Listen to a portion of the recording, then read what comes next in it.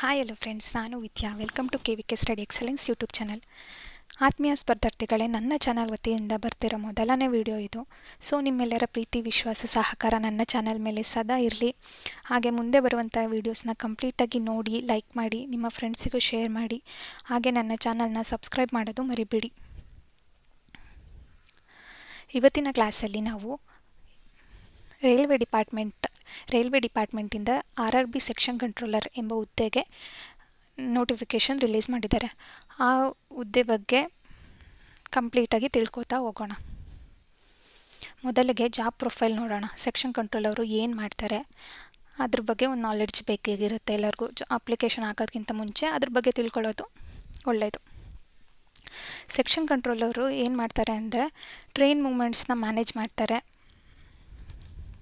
Trains ಯಾವುದು delay ಆಗ್ದಂಗೆ correct ಟೈಮಿಗೆ ಟ್ರೈನ್ಸ್ಗಳು schedule ಆಗ್ತಾ ಇದೆಯೋ ಇಲ್ವೋ, ಹಾಗೆ ಟ್ರೈನ್ಸು ಒಂದಕ್ಕೊಂದು ಡಿಕ್ಕಿ ಹೊಡಿದಂಗೆ ಯಾವ್ಯಾವ ಪ್ಲ್ಯಾಟ್ಫಾರ್ಮ್ಗೆ ಯಾವ್ಯಾವ ಟ್ರೈನ್ ಹೋಗಬೇಕು, ಯಾವ ಟ್ರ್ಯಾಕಲ್ಲಿ ಯಾವ್ದು ಹೋಗಬೇಕು ಎಲ್ಲ ಸೆಕ್ಷನ್ ಕಂಟ್ರೋಲ್ ಆಫೀಸರು ಡಿಸೈಡ್ ಮಾಡ್ತಾರೆ. ಹಾಗೆ ಅವರು ಸ್ಟೇಷನ್ ಮಾಸ್ಟರು, ಲೋಕೋ ಪೈಲಟ್ ಅವ್ರ ಜೊತೆ ಎಲ್ಲ ಕೋಆರ್ಡಿನೇಟ್ ಮಾಡಿ ಟ್ರೈನ್ಸ್ನ ಸ್ಮೂತಾಗಿ ರನ್ ಮಾಡೋ ಥರ ಮಾಡ್ತಾರೆ. ಓಕೆ, ಈಗ ನಾವು ಆನ್ಲೈನ್ ಅಪ್ಲಿಕೇಶನ್ನು ಯಾವಾಗಿಂದ ಸ್ಟಾರ್ಟ್ ಆಗಿದೆ ಅಂತ ತಿಳ್ಕೊಳ್ಳೋಣ.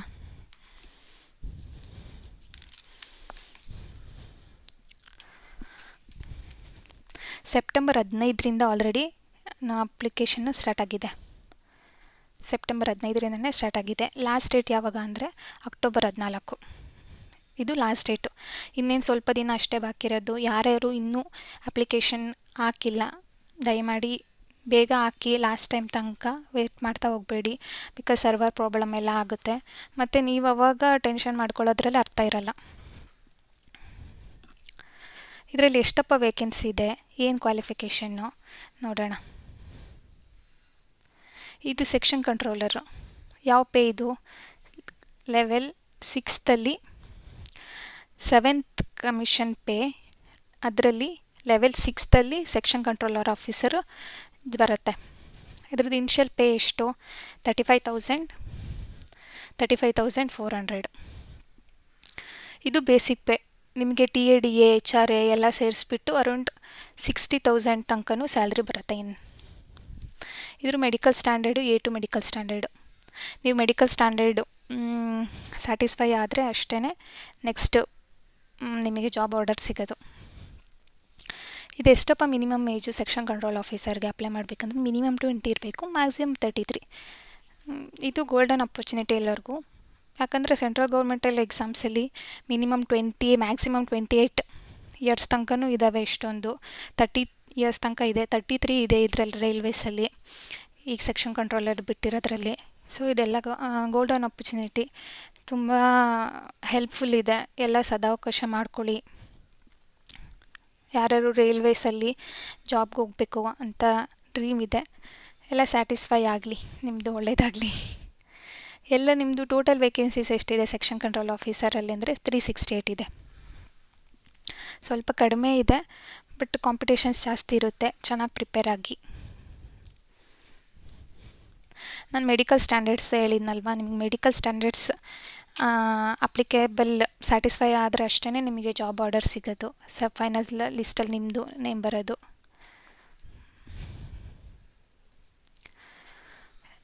ನಿಮಗೇನಾದರೂ ಸ್ಪೆಕ್ಸು, ಕಣ್ಣಿಂದ ಏನಾದ್ರು ಪ್ರಾಬ್ಲಮ್ ಇದ್ದರೆ ನೀವು ಇದನ್ನು ಅಪ್ಲೈ ಮಾಡೋಕ್ಕೆ ಹೋಗ್ಬೇಡಿ. ಬಿಕಾಸ್ ನೀವು ಮೆಡಿಕಲ್ ಟೆಸ್ಟಲ್ಲಿ ರಿಜೆಕ್ಟ್ ಆಗ್ತೀರಾ. ಬಿಕಾಸ್ ಇದರಲ್ಲಿ ವಿತೌಟ್ ಗ್ಲಾಸಸ್ ಅಂತಲೇ ಮೆನ್ಷನ್ ಮಾಡಿದ್ದಾರೆ ನೋಡಿ. A2 ರೈಲ್ವೇಸಲ್ಲಿ A1, A2, B1, B2 ಆ ಥರ ಮೆಡಿಕಲ್ ಸ್ಟ್ಯಾಂಡರ್ಡ್ಸ್ ಬರುತ್ತೆ. ಇದು A2ಅಲ್ಲಿ ಬರುತ್ತೆ ಸೆಕ್ಷನ್ ಕಂಟ್ರೋಲ್ ಆಫೀಸರು. ಇದಕ್ಕೆ ಐ ವಿಷನ್ನು ಪರ್ಫೆಕ್ಟಾಗಿರಬೇಕು. 6/9, 6/9. ನಿಯರ್ ವಿಷನ್ನು 0.6 ವಿತೌಟ್ ಗ್ಲಾಸಸ್ ಅಂತ ಕೊಟ್ಟಿದ್ದಾರೆ. ನಿಮಗೇನಾದ್ರು ಕಲರ್ ಬ್ಲೈಂಡ್ನೆಸ್ಸು, ನೈಟ್ ಟೈಮಲ್ಲಿ ಕರೆಕ್ಟಾಗಿ ಕಾಣಲ್ಲ, ಹಾಗೆ ನೀವು ಸ್ಪೆಕ್ಸ್ ಹಾಕ್ತೀರಾ, ಅಂಥವರೆಲ್ಲ ಇದಕ್ಕೆ ಹಾಕಕ್ಕೆ ಹೋಗ್ಬಿಡಿ. ಸುಮ್ಮನೆ ನೀವು ಡಿಸ್ಕ್ವಾಲಿಫೈ ಆಗ್ತೀರಾ. ಸೊ ಮೆಡಿಕಲ್ ಸ್ಟ್ಯಾಂಡರ್ಡ್ಸು ಎಲ್ಲ ನಿಮಗೆ ಅಪ್ಲಿಕೇಬಲ್ ಆಗುತ್ತೆ, ಸ್ಯಾಟಿಸ್ಫೈ ಆಗುತ್ತೆ ನನಗೆ ಅಂತ ಅಂದರೆ ಅಷ್ಟೇ ಅಪ್ಲಿಕೇಶನ್ ಹಾಕಿ. ಯಾರಾದರೂ ಈಗ ಸರ್ಜರಿ ಮಾಡಿಸ್ಕೊಂಡಿದ್ದೀರಾ, ಲೇಸರ್ ಮಾಡಿಸ್ಕೊಂಡಿದ್ದೀರಾ ಅಂತ ಅಂದರೆ ಅವರು ಕೂಡ ಆಗೋಕ್ಕಾಗಲ್ಲ. ಅವರು ನೀವು ಡಿಸ್ಕ್ವಾಲಿಫೈ ಮಾಡ್ತಾರೆ, ಕ್ವಾಲಿಫೈ ಆಗೋಕ್ಕಾಗಲ್ಲ. ಎಲ್ಲ ಫಿಸಿಕಲಿ ಫಿಟ್ ಆಗಿದ್ದು, ವಿಷನ್ಸ್ ಕರೆಕ್ಟಾಗಿದ್ದರೆ ಅಷ್ಟೇ ಹಾಕಿ ನೀವು. ಹಾಗಾದರೆ ಎಕ್ಸಾಮಿನೇಷನ್ ಫೀಸ್ ಎಷ್ಟಪ್ಪ ಅಂತ ನೋಡೋದಾದರೆ, ಈ ಹುದ್ದೆಗೆ ಎಲ್ಲ candidates, general candidates, OBC candidates ಅವ್ರಿಗೆಲ್ಲ 500 ಇದೆ. Females, transgender, ex service man, SC ST ಇವರಿಗೆಲ್ಲ 250 ಬರುತ್ತೆ. ಈ 500ಅಲ್ಲಿ 400 ನಿಮಗೆ ಎಕ್ಸಾಮ್ ಆದ ತಕ್ಷಣ ರಿಫಂಡ್ ಆಗುತ್ತೆ. 250 ಇದರಲ್ಲಿ ಕಂಪ್ಲೀಟಾಗಿ 250 ರಿಫಂಡ್ ಆಗುತ್ತೆ. ಇದರಲ್ಲಿ 100 ರೂಪೀಸ್ ಕಟ್ ಆಗುತ್ತೆ. ಇದರಲ್ಲಿ ಬ್ಯಾಂಕ್ ಚಾರ್ಜಸ್ ಏನು ಇಟ್ಕೊಂಡ್ಬಿಟ್ಟು ಎಲ್ಲ ಕಟ್ ಮಾಡ್ತಾರೆ. ಬ್ಯಾಂಕ್ ಚಾರ್ಜಸ್ ಒಂದು ಅಂತ ಡಿಡಕ್ಷನ್ ಆಗಿಬಿಟ್ಟು ನಿಮಗೆ ಪೇಮೆಂಟ್ ಆಗುತ್ತೆ, ರಿಫಂಡ್ ಆಗುತ್ತೆ. ಹಾಗಾದರೆ ಸ್ಟೇಜಸ್ ಆಫ್ ಎಕ್ಸಾಮ್ಸ್ ಅಂದರೆ ಏನಪ್ಪ ಅಂದರೆ, ಇದರಲ್ಲಿ ಎಷ್ಟು ಸ್ಟೇಜ್ ಬರುತ್ತೆ ಅಂತ ನೋಡೋಣ. ಒಂದನೇದು CBT, ಎರಡನೇದು CBAT, third one document verification, fourth medical examination. ಫಸ್ಟಿಗೆ ನಿಮಗೆ ಕಂಪ್ಯೂಟರ್ ಬೇಸ್ಡ್ ಟೆಸ್ಟ್ ಇರುತ್ತೆ. ಅದರಲ್ಲಿ ಸೆಲೆಕ್ಟ್ ಆದವರು 1:8 ಸೆಲೆಕ್ಷನ್ ಮಾಡಿ CBATಗೆ ಕಳಿಸ್ತಾರೆ. CBAT ಅಂದರೆ ಏನಂದರೆ ಕಂಪ್ಯೂಟರ್ ಬೇಸ್ಡ್ ಆ್ಯಪ್ಟಿಟ್ಯೂಡ್ ಟೆಸ್ಟ್ ಅಂತ. ಆ್ಯಪ್ಟಿಟ್ಯೂಡ್ ಟೆಸ್ಟ್ ಇದರಲ್ಲಿ ನೀವು ಕ್ವಾಲಿಫೈ ಆದರೆ ನೆಕ್ಸ್ಟ್ ಡಾಕ್ಯುಮೆಂಟ್ ವೆರಿಫಿಕೇಷನು ಮತ್ತು ಮೆಡಿಕಲ್ ಎಕ್ಸಾಮಿನೇಷನ್ಗೆ ಕರೀತಾರೆ. ಇದರಲ್ಲಿ CBTಲಿ ನೆಗೆಟಿವ್ ಮಾರ್ಕಿಂಗ್ ಇರುತ್ತೆ. CBTಲೇನು ನೆಗೆಟಿವ್ ಮಾರ್ಕಿಂಗ್ ಇರುತ್ತೆ. CBATಲಿ ನೆಗೆಟಿವ್ ಮಾರ್ಕಿಂಗ್ ಇರಲ್ಲ. No negative marking. ಬಟ್ ನೀವು ಕ್ವಾಲಿಫೈ ಆಗಬೇಕಾದ್ರೆ ಮಿನಿಮಮ್ ಎಷ್ಟು 42 marks without irrespective of category, ಯಾವುದೇ category, SC ST OBC general ಎಲ್ಲ ಕ್ಯಾಟಗರಿಯವರು ಮಿನಿಮಮ್ 42 ಮಾರ್ಕ್ಸ್ ತೆಗೆದ್ರೆ ಅಷ್ಟೇ ನೆಕ್ಸ್ಟ್ ಫರ್ದರ್ ಡಾಕ್ಯುಮೆಂಟ್ ವೆರಿಫಿಕೇಷನ್ ಮತ್ತು ಮೆಡಿಕಲ್ ಎಕ್ಸಾಮಿನೇಷನ್ಗೆ ಹೋಗೋಕ್ಕೆ ಸಾಧ್ಯ. ಬಿಲೋ 42 ಮಾರ್ಕ್ಸ್ ಬಂದರೆ ಯು ವಿಲ್ ಡಿಸ್ಕ್ವಾಲಿಫೈ. ಇಲ್ಲಿ ಹೆಂಗೆ ಸೆಲೆಕ್ಟ್ ಮಾಡ್ತಾರೆ ಅಂದರೆ CBTಯಿಂದ 70 ಮಾರ್ಕ್ಸ್ CBTಯಿಂದ ಪ್ಲಸ್ 30 ಮಾರ್ಕ್ಸ್ CBATಯಿಂದ ತಗೊಂಡು ನಿಮ್ಮ ಲಿಸ್ಟ್ ಪ್ರಿಪೇರ್ ಮಾಡ್ತಾರೆ. ಸೊ ಎರಡೂ ಇಂಪಾರ್ಟೆಂಟ್ ಆಗುತ್ತೆ. ಮಿನಿಮಮ್ 42 ಕ್ವಾಲಿಫೈಯಿಂಗ್ ಮಾರ್ಕ್ಸ್ 42 ಇದ್ದರೆ ನೀವು ಜಾಸ್ತಿ ಸ್ಕೋರ್ ಮಾಡಿದರೆ ನಿಮಗೆ ಬೆನಿಫಿಟ್ ಆಗುತ್ತೆ, ಸೆಲೆಕ್ಷನ್ ಲಿಸ್ಟಲ್ಲಿ ಕನ್ಫರ್ಮ್ ಆಗುತ್ತೆ. ನೆಕ್ಸ್ಟ್ ಅದಾದಮೇಲೆ ಡಾಕ್ಯುಮೆಂಟ್ ವೆರಿಫಿಕೇಷನ್ಸ್ ಮಾಡ್ತಾರೆ. ನೆಕ್ಸ್ಟ್ ಮೆಡಿಕಲ್ ಎಕ್ಸಾಮಿನೇಷನ್ ಮಾಡ್ತಾರೆ. Then it will confirm. ಈ ಇನ್ನೊಂದಿದೆ,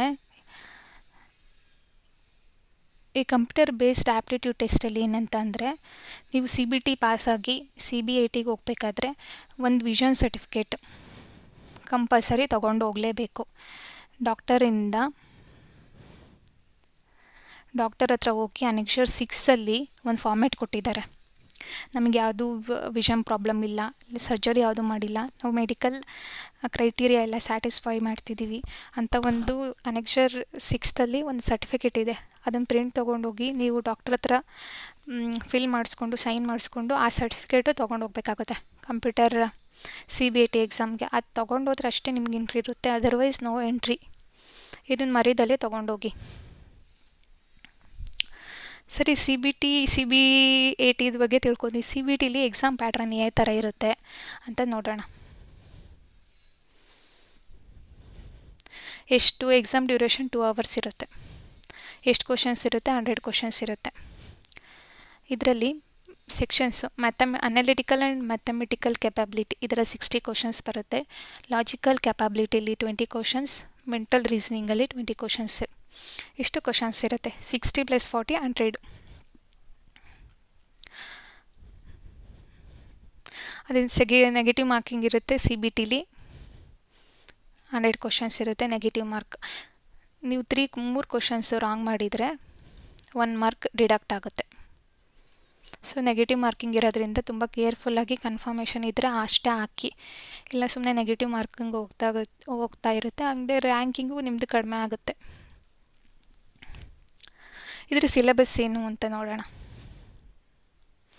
ಅನಾಲಿಟಿಕಲ್ ಆ್ಯಂಡ್ ಮ್ಯಾಥಮೆಟಿಕಲ್ ಕೆಪಬಿಲಿಟಿಲಿ ಸಿಲೆಬಸ್ ಏನಪ್ಪ ಅಂತ ಅಂದರೆ, ನೀವು ಬ್ಯಾಂಕಿಂಗ್ ಎಲ್ಲ ಓದಿದರೆ ಸೇಮ್ ಸಿಲೆಬಸ್ಸೇ ಇದೆ. ಮ್ಯಾಥಮೆಟಿಕ್ಸಲ್ಲಿ ಏನು ಬರುತ್ತೆ ಅಂದರೆ ಆ್ಯಾವ್ರೇಜಸ್, ಪರ್ಸೆಂಟೇಜ್ ಇದೆಲ್ಲ ಮಾಡಿರ್ತೀರ. Profit and loss, discounts, number system, ratio, proportions, time and speed, distance, power and work, algebra, linear equations, arithmetic progressions, HCF, LCM, geometry, area and volume, probability and statistics ಇಷ್ಟು mathematical ಬರುತ್ತೆ.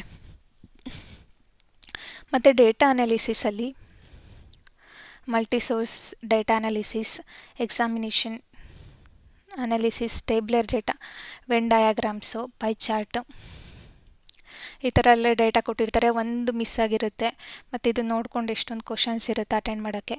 ಈ ಥರ ನಿಮಗೆ ಎಲ್ಲ ಮಾಡಿರ್ತೀರ ಡೇಟಾದಲ್ಲಿ. ಈ ಥರ ಡೇಟಾ ಅನಾಲಿಸಿಸ್ ಆ್ಯಂಡ್ ಇಂಟರ್ಪ್ರಿಟೇಷನಲ್ಲಿ ಬರುತ್ತೆ.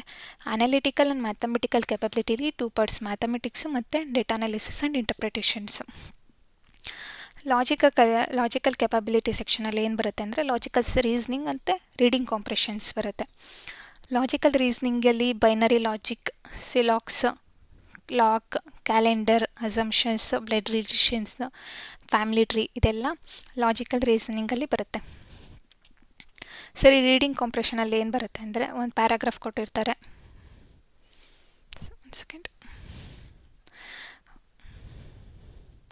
ಒಂದು ಪ್ಯಾರಾಗ್ರಾಫ್ ಕೊಟ್ಟಿರ್ತಾರೆ, ಅದು ನಿಮಗೆ ಓದಿ ಕ್ವಶನ್ಸ್ ಇರುತ್ತೆ ಕೆಳಗಡೆ, ಅದನ್ನು ಅಟೆಂಡ್ ಮಾಡ್ತಾ ಹೋಗಬೇಕು. ಅದು ರೀಡಿಂಗ್ ಕಾಂಪ್ರೆಷನ್. ಮ್ಯಾಥಮೆಟಿಕಲ್ ರೀಸನಿಂಗಲ್ಲಿ ಏನು ಬರುತ್ತೆ ಅಂತ ಅಂದರೆ ಕೋಡಿಂಗ್, ಡಿಕೋಡಿಂಗ್ ಇರುತ್ತೆ, ranking, arrangements, pair series, analogy ಇದೆಲ್ಲ ಮೆಂಟಲ್ ರೀಸನಿಂಗಲ್ಲಿ ಬರುತ್ತೆ. ಇಷ್ಟು ನಿಮ್ಮ ಸಿಲೆಬಸ್ಸು. ಹೊಸ ಸಿಲೆಬಸ್ ಏನಲ್ಲ, ಬ್ಯಾಂಕಿಂಗ್ ಅವರಿಗೆ ಪ್ರಿಪೇರ್ ಆಗ್ತಿದ್ದವ್ರಿಗೆ ಸೇಮ್ ಕಾನ್ಸೆಪ್ಟ್ಸೇ ಇರೋದು. ಸೊ ಚೆನ್ನಾಗೆಲ್ಲ ಪ್ರಿಪೇರ್ ಆಗಿ.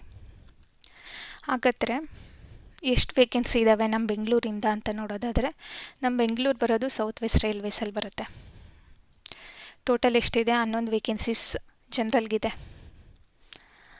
3 SCಗಿದೆ, ST 2 ಇದೆ, OBC 5 ಇದೆ, EWS 3, ಟೋಟಲ್ 24. ಎಕ್ಸ್ ಸರ್ವಿಸ್ ಮ್ಯಾನ್ಗೆ 3 ಇದೆ, PWBD ಫಿಸಿಕಲಿ ಚಾಲೆಂಜ್ಡ್ ಇದ್ದವ್ರಿಗೆ 1 ಇದೆ. ಟೋಟಲ್ ನಮಗೆ ಎಷ್ಟು? 24 3 27 ಇದೆ. 24 ಎಕ್ಸ್ ಸರ್ವಿಸ್ ಮ್ಯಾನ್ ಬಿಟ್ಟರೆ 24 ಇದೆ.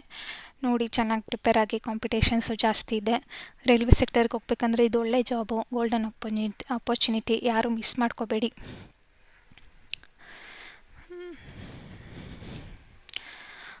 ದೆನ್ ಯಾರ್ಯಾರು ಇನ್ನೂ ವೇಕೆನ್ಸಿ ಅಪ್ಲಿಕೇಶನ್ ಹಾಕಿಲ್ಲ, ಬೇಗ ಅಪ್ಲಿಕೇಶನ್ಸ್ ಹಾಕಿ.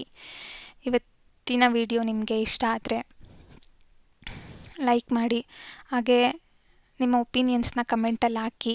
ಇನ್ನೂ ನಿಮಗೆ ಡೀಟೇಲಾಗಿ ಇನ್ಫಾರ್ಮೇಷನ್ಸ್ ಬೇಕಿದ್ದರೆ ನಾನು ಡಿಸ್ಕ್ರಿಪ್ಷನಲ್ಲಿ ಅಫಿಷಿಯಲ್ ನೋಟಿಫಿಕೇಷನ್ನ ಅಟ್ಯಾಚ್ ಮಾಡಿರ್ತೀನಿ. ಅದರಲ್ಲಿ ಕಂಪ್ಲೀಟಲ್ಲಿ ಹೋಗಿ ಸ್ಟಡಿ ಮಾಡಿ ಆಮೇಲೆ ಅಪ್ಲಿಕೇಶನ್ ಹಾಕಿ. ಹಾಗೆ ಏನಾದರೂ ಇನ್ಫಾರ್ಮೇಷನ್ A2 ಮೆಡಿಕಲ್ ಸ್ಟ್ಯಾಂಡರ್ಡ್ ಬಗ್ಗೆ ಇನ್ನೂ ಇನ್ಫಾರ್ಮೇಷನ್ ಬೇಕಾದರೆ ಗೂಗಲಲ್ಲೇ ಸರ್ಚ್ ಮಾಡಿ. Will get all the requirements for the A2 medical standards. Okay, ಇವತ್ತಿನ ಕ್ಲಾಸ್ ಇಷ್ಟ ಆಯಿತು ಅಂತ ಅಂದ್ಕೋತಿದ್ದೀನಿ. Stay tuned. See you next class.